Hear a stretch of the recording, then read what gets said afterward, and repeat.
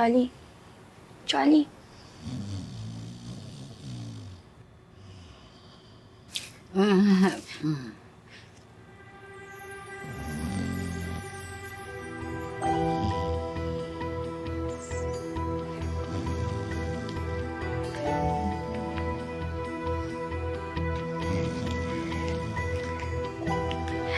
I wish to go back to normal.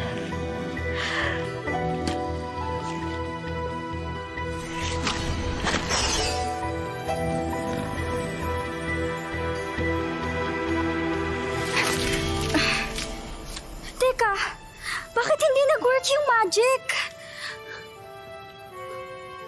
Asan ako? Jolly! Wait! Ikaw yung rider na nag-deliver kay Jolly Bear, di ba? At ikaw si Jingle! Paano ka nakarating dito sa North Pole? North Pole? Jingle? Santa? Sandali! Kay Jolly ang ribbon na yan ah! Ninakaw mo yung ribbon niya? You've been a bad girl, Jingle Bear. I don't know what to do na po kasi. I don't want to be a bear forever. Pero tama bang nakawin mo ang hindi sa'yo? No po. Buti alam mo!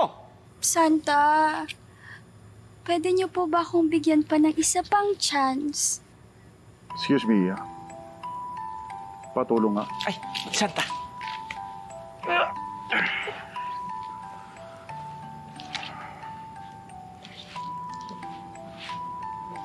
Hindi.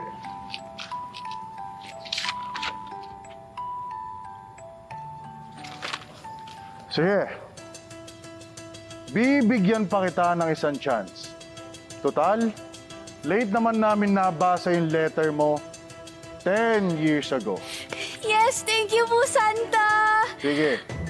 Gamitin mo lahat ng pwede mong gamitin dito sa workshop ko para makagawa ka ng regalo para sa mga mahal mo sa buhay.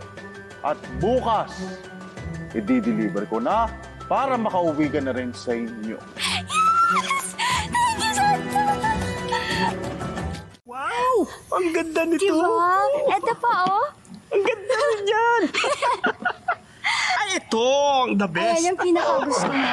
Ako, eto.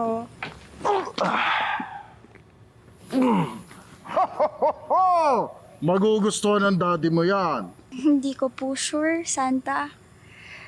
Kasi galit po sa akin si Daddy. Tsaka po si Yaya at Kiko. Siguro nga po iniisip nila ngayon na buti na lang po na wala ako. Jingle, hindi totoo yan. Mahal ka nila. Pakita mo, Ran.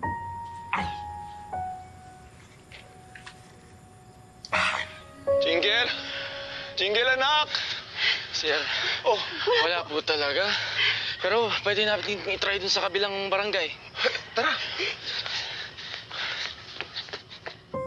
Nakita mo na? Pamilya ang tingin nila sa'yo. At alam mo, Jingle, ang pamilya, kadugo man o hindi mo man kadugo, yan ang pinakamagandang matatanggap ng isang tao sa mundo. Pinakamagandang regalo yan. Walang material na bagay ang makakakit pa doon.